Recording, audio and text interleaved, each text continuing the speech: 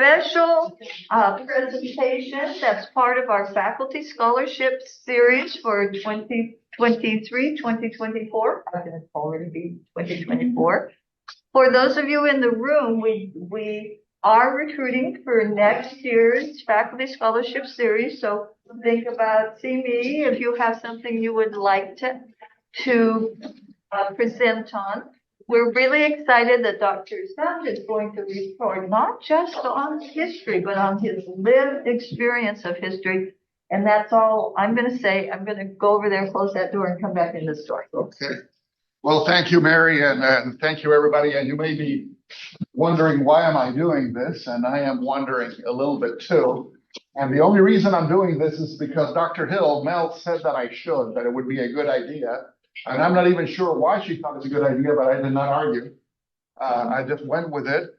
But if it completely flops today and my image, your image of me is completely built down, it's her fault. So we can blame her. And of course, I think you will notice right away, as I mentioned a minute ago, and for those people online, I can mention it too, that I'm always quite happy in University Day to talk in front of you about the university and what we're doing and the problems we have with finances and all those things. I'm very comfortable in that environment. I'm a little less comfortable with this one. So bear with me if I look at my notes and if I stumble a little along the way, because in front of faculty, this is a different deal. But to begin, I'd like to first say that,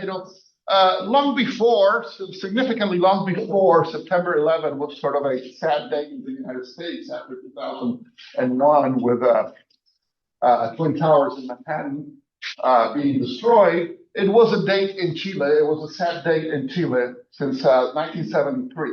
So, in fact, one of the jokes in Chile is that the Americans took even our date because it used to be September 11th is when in 1973 there was a coup that overthrew the government of Salvador Allende at that time, and it was a very bloody coup. The coup ended with his life, Salvador Allende's, many people in government, many other people, many were tortured, killed, disappeared, all sorts of things, and had a major impact in the history of Chile. So this is an event that had tremendous significance in the history of Chile, but in most people's opinion, not really mine, but mine too, of course, it's actually a pretty solid example of some of the things we lived through during the Cold War and some of the perhaps contradictions in American policy during the Cold War. Chile is one of the better examples of that, the Chilean coup.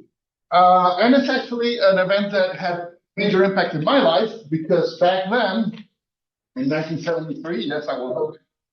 And I was an 8-year-old boy in Chile. And at the time, I was an 8-year-old Chilean boy. And I say was because I'm not sure I really am now. I'm not a boy, I know that, but I'm not sure I'm Chilean anymore. I can tell you that I go to Chile often, and Chileans certainly know that I am not Chilean. So then I am American. But here in the United States, I am rarely American. In the United States, people usually ask me, where are you from? What's your background? What is your thing?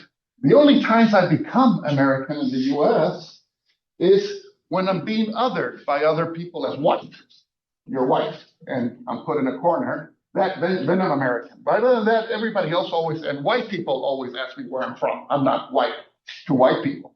So that's part of why I'm here today, to talk a little bit about that. I hope we get a little bit to those issues of identity in my life, aside from the history of the coup. And why are we doing it today is because I probably should have done it last fall. Mel didn't think of it last fall, around September 11th, because it is the 50th anniversary of the coup. And there's been all sorts of events in Chile and worldwide remembering 50 years of the coup. I have sort of 3 little goals for today, and I hope to be quick so that we have some time to get some ideas and questions from you. But it's why is this an important date in the history of the world, even though Chile is a faraway country? Secondly, because of the role it has in American foreign policy and what we can learn about that. And also because it's my own personal story and it's deeply tied, the coup is deeply tied in my life that has led to my choices in career, my choices in identity, And it's part of the reason why I'm here today. So maybe we can talk a little bit about that too. So it's really a bit of a personal story. And to talk about the coup then, as historians, and some of you know that I was originally a historian, haven't been one in a long time, but I did all the coursework for a PhD in history and decided not to write a dissertation. That might have been a mistake a long time ago. It was at Northwestern University where, in fact, it was a pretty serious program. You had to do, it was in African history, and you had to do the preliminary exams and all that. There were some were oral, some were in writing. You also had to pass 3 different foreign languages. Had to be 2 European languages spoken in Africa and 1 African language you had to pass tests on. And I did all that, but then I got sidetracked. I never wrote a dissertation. I later got a PhD in higher education policy, which is why I'm here. But I was a historian, and like all historians, we begin with a coup. We need to go back 18,000 years before we get to it. And Chile, if I can go through my presentation here, this works. Yeah. As you, hopefully most of you know, it's a country in South America, in the Pacific coast of South America. And it's a very long, narrow country that actually people sometimes say has a bit of an island identity because it only has small borders with Peru and Bolivia at the top. Then the Pacific Ocean is the entire western border. And to the east is Argentina, but there's the Andes Mountains that are a pretty big barrier to get over. And there's only a couple of places that you can actually sort of do it, more than a couple of passes that people go. And to give some context, I looked at in the internet, and Chile is about 2,670 miles long. In comparison, Seattle to San Diego is about 1,200, so over twice the size in length. And it's never much wider than about 150 miles, 170 in some places. And a lot of that is very mountainous, where you don't really go. The highest peak is, so in some respects, it's a bit similar to the area where we live in, that you have the west side and the east side, but much bigger there, because the highest peak in Chile is Mount Aconcagua, which is 22,000 feet, and compared to Rainier, is only 14,000. And one of the most common ways to go to Argentina is through the Paso de los Libertadores, and that's 10,500 feet. Snoqualmie is 3,000. So there's a bit of a scale there. And Chile is an area that has been inhabited for a long time. Here's the 18,000 years ago. Indigenous people, there's archaeological evidence that indigenous people began to settle in the area 18,000 years ago. And the north and central part of Chile, oops, that is actually sensitive. I didn't know that. The north and central part of Chile came under much later than 18,000 years. Now we're talking only about 600 years ago, came under the influence of the Incas from that were a bit further north in Peru. The southern part had other indigenous people that were always fairly independent from any large states that were formed in the Americas. Spaniards, like most of Latin America, Spaniards came to Chile, and that happened in the 1500s. 1541 was the founding of Santiago, the capital city now. And Chile is an area that had no gold, no big empires, nothing. If you studied the Latin American history at all in the colonial period, you always hear that Spaniards, that's what they wanted. They wanted gold and big empires to conquer and get everything. That's a bit of a very rudimentary explanation, but there's some truth to it. Chile was not that. So it was always a backwater colony where just a few Spaniards went, and they dedicated themselves to agriculture because it was fairly good fertile land in the center and south. And their market was really Peru, the market for their agricultural goods. It wasn't even Europe. It was sort of very backwater-like colony. And like most countries, we're going to skip quickly to get to where we want to. Most countries in Latin America, Chile declared its independence from Spain in 1810 for a variety of reasons. We could talk a lot. I mean, there was an Enlightenment period in Europe. There was the Napoleonic War. There were trade issues that Latin American countries were trading more with England than Spain and so on. But anyway, that's a long history. But Chile declared independence. There was a war of independence like in most Latin American countries. Eventually, Spaniards retreated from the entire continent, and Chile became an independent country. And throughout most of the 19th century, really summarizing when Chile was already independent, it was a relatively quiet period with authoritarian governments, not particularly good, that worked very well with the landed aristocracy. Most of Latin America was well known for having huge tracts of land called latifundios that a family owned, and they had like almost like serf system that they had there, and there was heavy influence from the Catholic Church. People could mute themselves. I don't know. Some talk happening behind us. And through the 19th century, somewhere there was a civil war between different groups. There was also a war against the neighboring countries with Peru and Bolivia and so on. All this is to say that over time, as the 19th century moved into the 20th century, Chile actually did settle into a fairly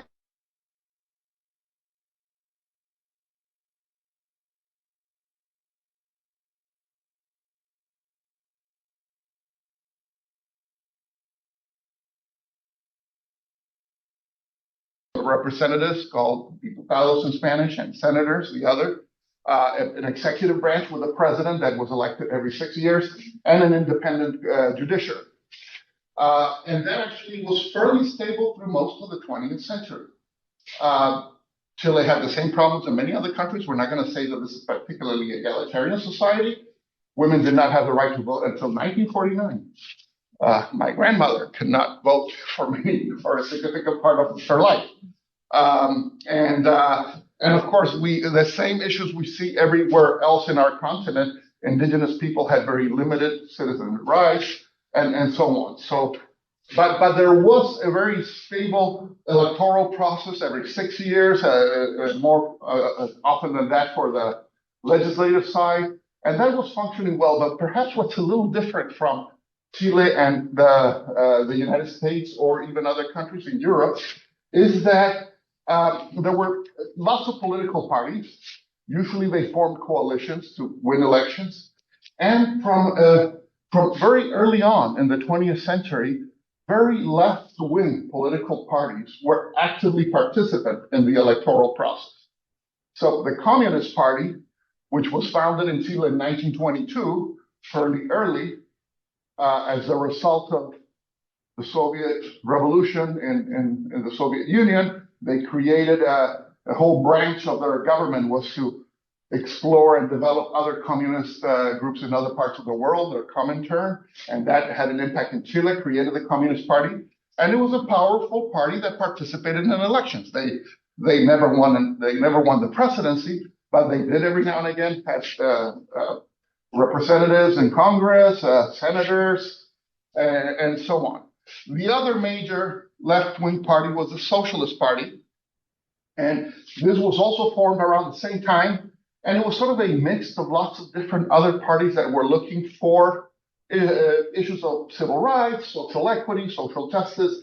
They were coming together with sort of a mixed ideology, not as focused on Marxism as the Communist Party might have been. But unlike European socialist parties that you may know from Europe that are what's sometimes called social democracy, which is still within a fairly market economy, capitalist system, but more programs, healthcare for all, and things like that.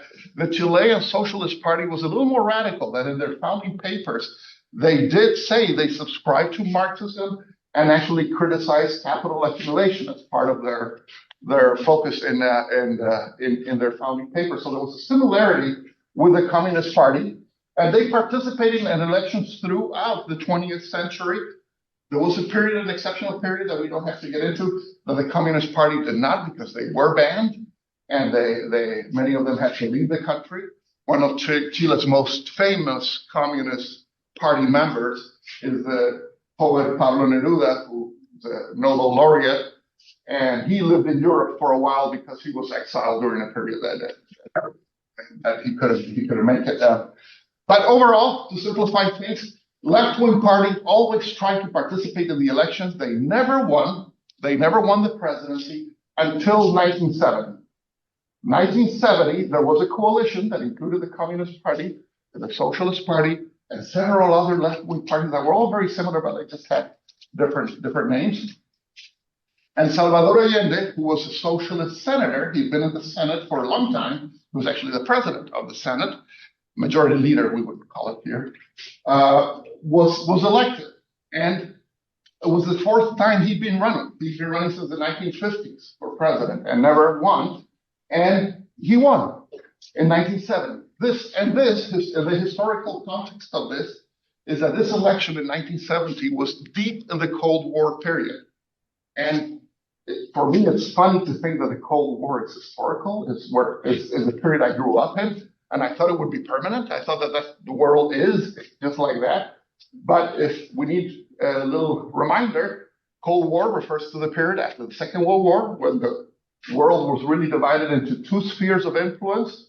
The United States, on the one hand, having an interest in geopolitical control of the world with systems that are what the United States would want, a market economy and some sort of electoral processes and so on. On the other hand, was the Soviet Union that had their more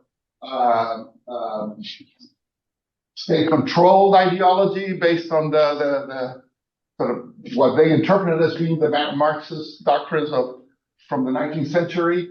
And they also had their interest in having a complete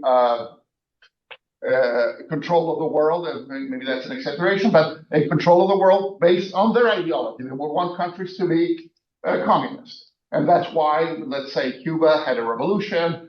And at first, if you know the history of Cuba, they were not that interested in being communist, but at some point they got help from the Soviet Union and became part of that sphere of influence.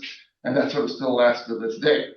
And what is interesting about Chile in this sense is that this is the first time, as far as I know, and nobody's contradicted me, in the history of the world that you have an openly Marxist president elected through a democratic process. It was not a revolution. It was not killing people and taking over power. And it was going through elections based on a constitutional system. And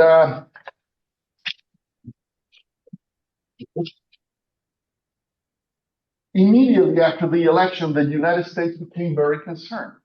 The United States had deep interest throughout the world in making sure that countries function in a sphere of influence of the United States, but almost even more in Latin America. This is the back door of the United States, and there was a strong interest that it needed to stay within the United States sphere of influence. And the election of Allende was a major, major concern for, at that time, the Nixon administration was in power in the United States. And almost immediately, they started acting against the Chilean government. Also very worried because Cuba had already gone the communist way, and they thought it was not a particularly good idea for another country in Latin America to go that way, and even worse, in a peaceful manner, in a democratic way. So at the time, a very influential Henry Kissinger was Nixon's national security advisor. He died recently, a few months ago. And you may have heard in the news that he was a very controversial figure. In Chile, he's not controversial at all. He's hated. There's obviously there's people that supported what they were doing too. But and very soon they started putting all kinds of pressure on Chile's economy by stopping all sort of credit that they had with export and imports with the Chilean economy. And there was subversive work from the CIA also, supporting other groups. This was denied for many years, but it's come up in the open. It's not even an argument anymore. There's documents that show that the CIA, which is meant to be really just an intelligence gathering organization, had major roles in Chile in trying to support the people that were against Allende. So what did Allende want to do? He was elected democratically. He really wanted, which is a little different from the way we think about the world now, he really at that time wanted to create a socialist country. He wanted to nationalize industry, big industry especially, mining. All that would be state-owned. And he wanted to destroy the whole agricultural system of latifundios through agrarian reform, give the land to the people, small farms. And that started happening. But the interesting part, and there's some controversy over this, but not much, is that started nationalizing mining. Chile is a major producer of copper in the world, and started breaking up the latifundios, the big farms, always through constitutional means, using the constitution that existed to enact laws that were consistent with the constitution through lawyers and all this. Controversial because it's an interpretation of the Constitution that other people may interpret differently. If things had gone longer, it could have ended in courts, or things like that could have happened. But that process started going pretty strong. It received a lot of people were very much against it. Wealthy people, of course, you might guess, elites hated it, and they started leaving the country. Starting taking their money out when capital leaves, when people take their money out of a country and there isn't a lot of money to begin with, it's pretty bad. Inflation goes up. There's insufficient goods in stores. All those things started happening in Chile. On top of that, you have the United States not giving credit and all those other issues. There was a major, in the middle of 1973, there was a major strike by the truckers of the nation, because they fear their trucks were going to be nationalized. They were still private. And that, as you saw from the map, transportation is crucial.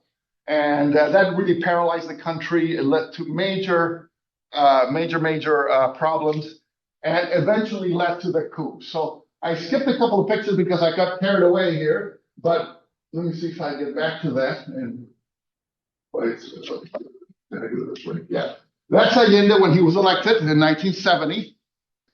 I think I have a couple of pictures of that. That's why I printed these out to know where I was. And he was very, very popular with the non-elites of the nation. And I studied Gramsci a lot while I was in college and university. So I usually talk in terms of elites and subaltern, but not everybody does, because it seems safer language than other words that people use. But it's all the non-elites, the subaltern groups. Allende was very popular, but not with the people that had the power in terms of the economy and so on. And eventually this led to the coup in 1973. This was September 11th of 1973. And Allende died during the coup. It's still controversial to this day how he died, because the military regime that came claims that he committed suicide. Most people say that no, he didn't commit suicide, he was killed. I actually know people that were with him minutes before, and they believe that he actually did commit suicide. I don't see that as a terrible. Some people may think that that's a terrible thing. I find it fairly heroic too, whatever choice he made at that moment in his life. But he went to work as a normal day in September 11th, 1973, but he knew the coup was coming. I mean, it was intelligence. So that's a picture of actually September 11th with his guards going to the palace of La Moneda, is the name of the government palace in Chile, the sort of White House for here. And it was completely destroyed. There were bombs from airplanes. It was amazing. There were major things like the original Declaration of Independence of Chile was at the Moneda, disappeared. It either burned or someone stole it during the whole. Bernardo Higgins is the George Washington of Chile, the major hero from the independence period. His sword and other artifacts that were there too disappeared. Someone probably has those somewhere. And so it's a major tragic event. Another picture of La Moneda burning. And everybody immediately was rounded up. Government workers, party people that were rounded up, that were jailed. So many people so quickly that the national stadium where soccer games are played in Chile had to be turned into a jail, concentration camp, where they put everybody because they could not fit them. elsewhere. And very many people some people resisted and died fighting during those first couple of days. Many others were executed very soon after that.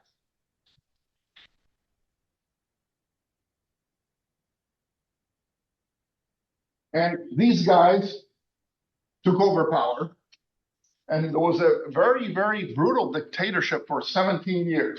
They represent the four groups of the armed forces in Chile: the Army, Navy, Air Force, and the fourth group is the police, which in Chile is sort of federal. Here in the United States, we have more municipal police. Each town has one. In Chile, it's just one main body. It's a bit like Italy, the Carabinieri in Italy, and in fact, they're called Carabineros in Chile, the police force. And as I said, without having to go into too much detail, it was very, very brutal. And to this day, many people, as I said, grounded and killed, jailed. Many left in exile. And there were sort of three routes out. Number one, if you were jailed and tortured and so on, eventually, if you were not killed, you were expelled from the country. And they kicked you out, you had to go and live somewhere else. Many others, a little more lucky, got asylum in embassies, went into embassies from other countries, and there they managed to then go to that country. You're in the Italian embassy, you end up in Italy. You're in the Mexican embassy, you end up in Mexico, and so on. A third group left without being forced, but scared because being followed or things like that, just found a way to leave. Another major aspect of the dictatorship is what are called the disappeared. These are people, and there's about 3,000 of them, that we never found out what happened to them. I mean, they were probably killed, obviously, but their bodies never recovered. Families are still asking for them. And that's just a picture, not all of them, but it's sort of a known picture of how people have been fighting all these years, even to today, to try and get some answer of where they are. Because often, by the way, the military always say, no, those people just left the country. They're happy living somewhere else. They just don't want to know about the families. But that's not true. That's obviously not true. Anyway, just very briefly so that I can move into my other part of the talk. Why do I say that this is important in U.S. foreign policy history and maybe has some impact in the way we think about it today? Is because the United States has always, today is a little different. I'm not sure I understand what's going on today, but has always sort of touted that it promotes liberty, freedom, elections, democratic systems around the world, and we're against dictatorships and communism and so on. Well, here you have a country that chose very democratically with a process that was almost exactly the same as what happens in the United States, chose a president that the United States did not like, and it's well documented that the US did everything they could to destroy that government. To me, this maybe isn't a great argument, but it's still true. That's very hypocritical. It's very hypocritical of the United States, and it's not the only place, but it's one of the strongest, most clear examples of a democratically elected government. Because you could argue that, okay, the U.S. is against Cuba. You can argue that because it's a revolution. It's not democratic. Okay, fine. But this was following in complete constitutional systems. In fact, Allende was highly pressured in the 3 years he was in power. Should have been there 6 years, but the coup happened 3 years after. He was highly pressured by more left-wing people than him to, hey, destroy the government, forget the Constitution, forget the Congress. And he said, no, we were elected, we're democratically elected, we're going to follow the process. The Congress had opposition parties there, they had to argue it out, pass legislation and so on, just like we would expect in any system like the United States. Nevertheless, that's a big contradiction of the Chilean history, that it led to one of the most repressive governments in Latin America ever, the 17 years that Pinochet was in power. And in fact, to me, that hypocrisy does not just go to Nixon and Kissinger, but even years later in the Reagan administration, the United Nations ambassador for the Reagan administration was Jean Kilpatrick. and she would talk about Pinochet as how there are good dictatorships in the world. So it was a consistent policy from the United States when the US was not kind of, now we seem to be moving to a more isolationist type worldview. But when it was not isolationist too, we want to control, and if people have democratic processes that choose guys we don't like, we will not respect that decision of the people. We will make anything to change it. But anyway, that's my point. In terms of the contradiction that exists in our policy, and it still exists to this day, and it's something we should always be conscious that there's many, at a foreign policy level, there's many contradictions in what we say we support and what really is actually happening. But now this is the second part, which is a little more personal. As I said, what happened to me? Well, I was only 8 years old at the time of the coup. I was only 8 years old. My mother, and maybe some of you don't know, but I'm an only child. I only lived with my mother because my father died long before this. My father died in 1966. And my mother was very active in the Socialist Party. Not a major figure or anything, but she was very, very left-wing. And the actual day of the coup, September 11th, I remember, I was 8, but I still remember, I went to school like I would always do, early in the morning. And not far, not even a mile from my house with the school bus, I would take the school bus, the military stopped us. And it was messy in the street. I remember it was messy. There were tanks. There were lots of soldiers. There were people against the walls that they were checking for guns or something. They were holding them. And I saw that. And the soldiers just told the bus driver, take these kids back to their house. It wasn't many of us. I was one of the first kids to be picked up in the route. And there was just a few of us, and they turned us back home. And the driver, you go back to your place and forget this. Get out of the street. You're not supposed to be out. And as I said, for me, it was fairly impressive. I saw tanks in the regular street that I used to go to every day. I mean, it was part of my regular life. And in fact, there were small tanks, tanquetas, they called them. And then I went back home, and I didn't know what to do. I don't remember very much about that. But a bit later that morning, my mother came back with 2 guys. These were Adrian Vasquez and Raimundo Elgueta.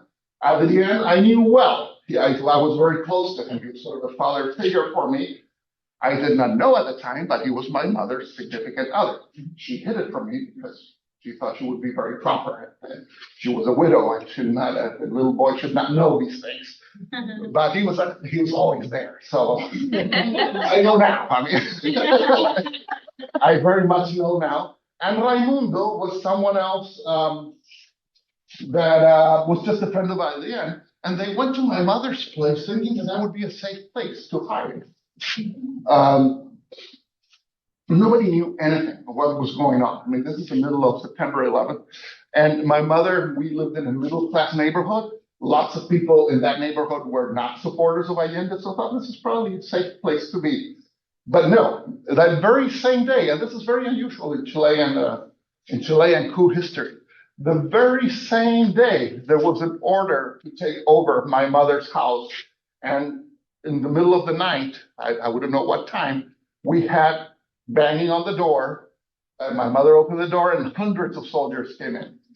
And it was a very small house, but it was crowded. They were heavily armed. And remember, I was 8 years old. This was pretty impressive to me. I woke up and it was very, very scary. And also, because my mother, as I mentioned earlier, was so proper, the structure was that Adrian was actually sleeping in my bed. Will not sleep with her. That could only happen when I'm not there or something like that. And I was sleeping on the floor in a sleeping bag. And when the soldiers came and told Adrian, hey, get up, get dressed, I had never in my life seen a grown man so nervous, scared. But he was very brave. He immediately sort of took over. Yes, here I am. Take me. I'm good. Take me, take me. He was very brave at that moment.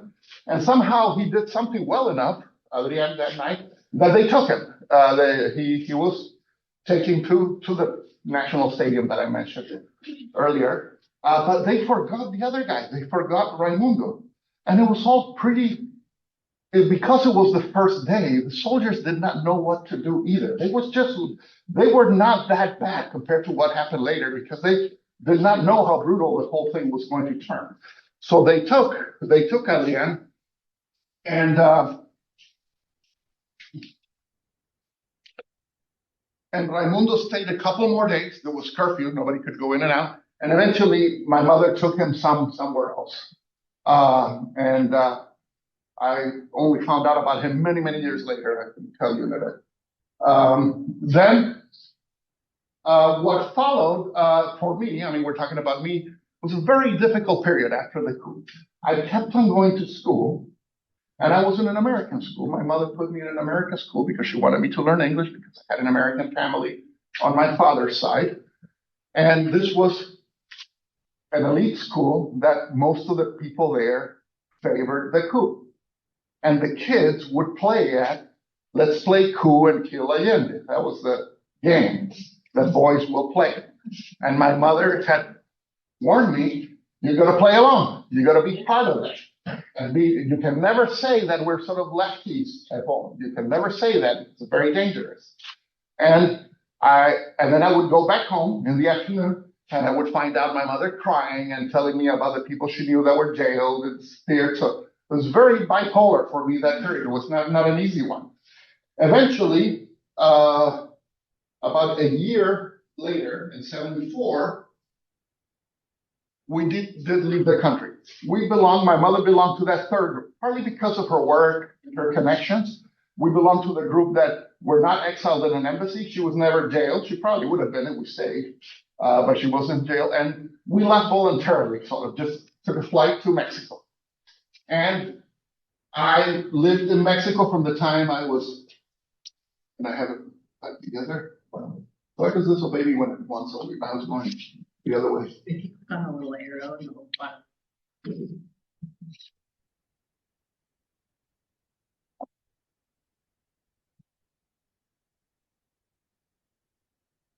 Mexico City. That was my next stop. I was 9 years old, and we lived in Mexico for about 5 years.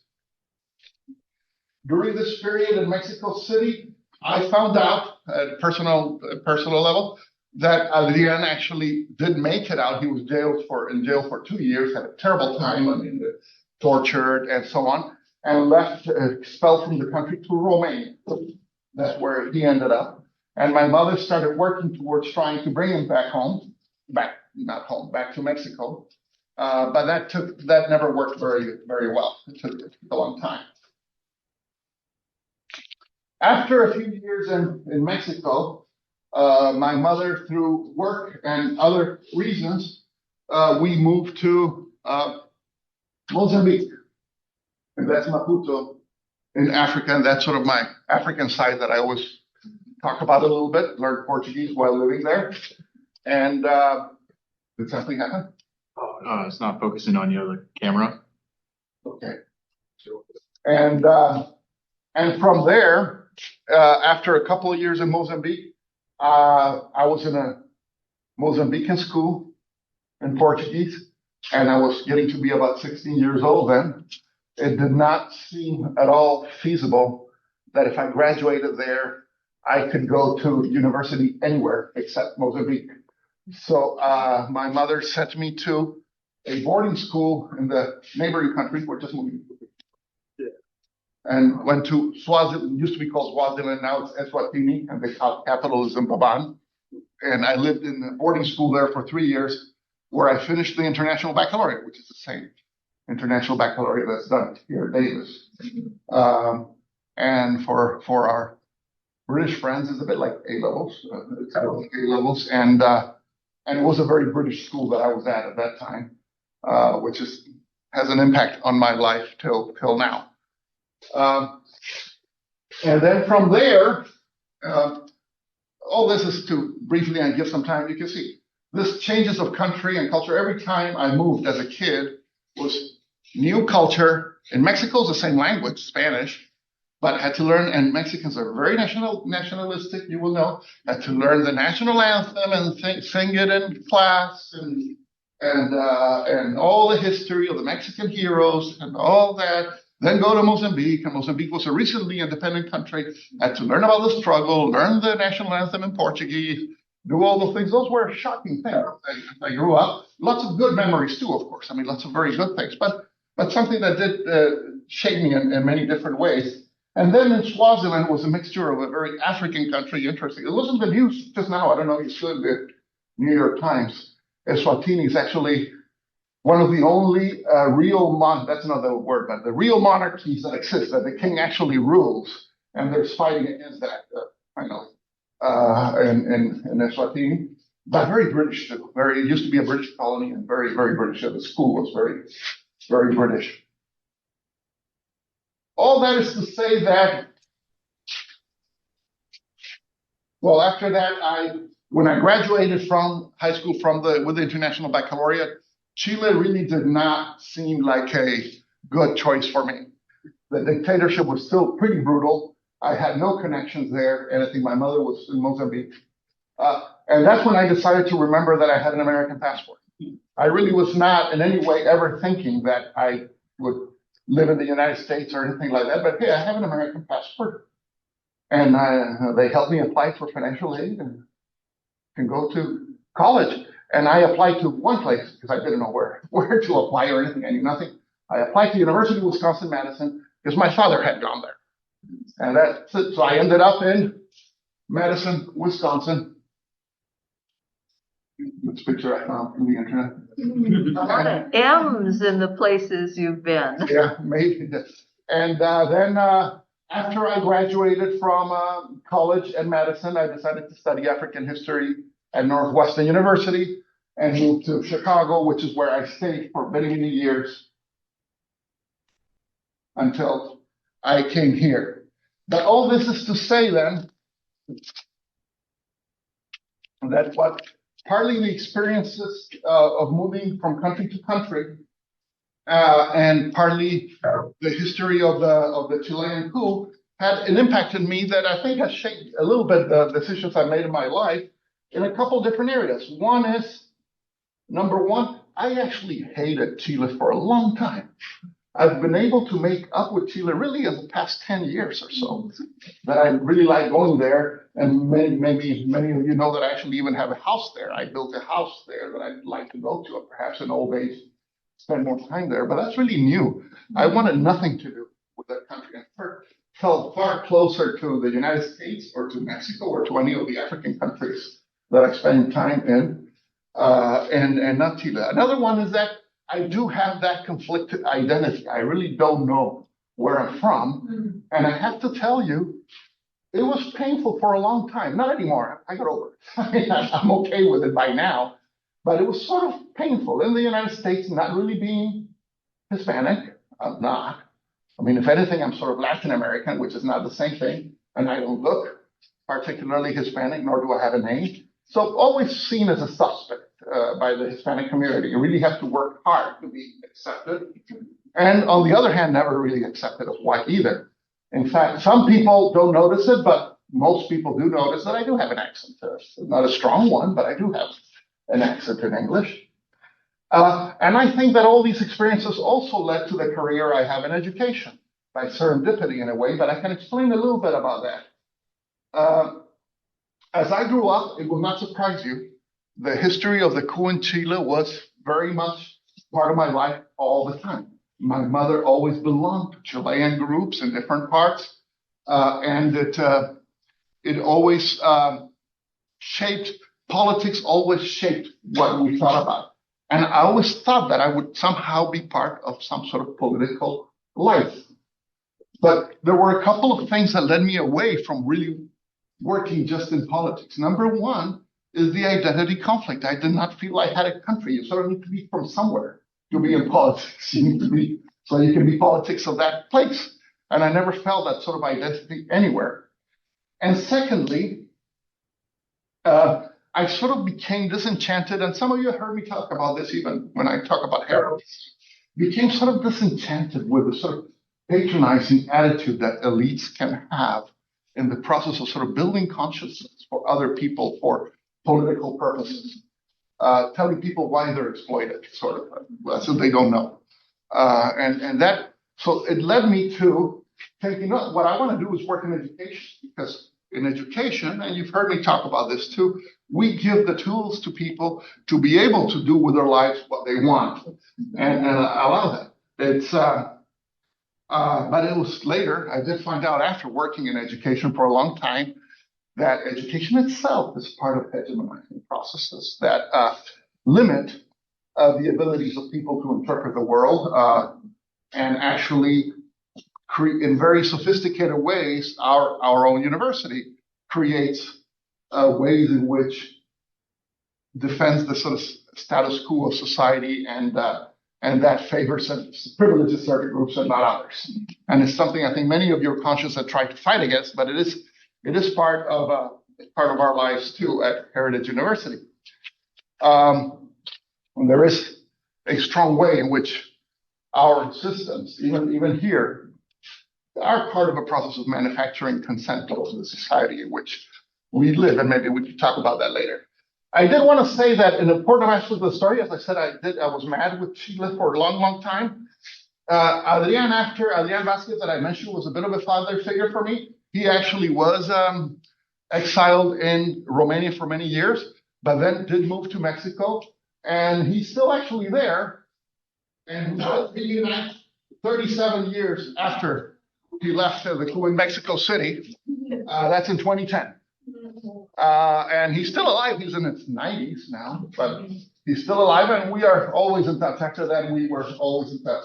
The other guy, Raimundo Elgueta, that was there September 11th, he left my mother's house, and eventually he was caught too and spent a couple of years in jail. He went then to England, where he got advanced degrees, and then became a professor of, I'm not sure, sociology, I think, in Mexico also, and he lives in Mexico too. He did have a younger brother, Raimundo did have a younger brother that is one of them disappeared. They did catch him and disappeared. But all this is to say that's my life and why I'm here now. And that's it.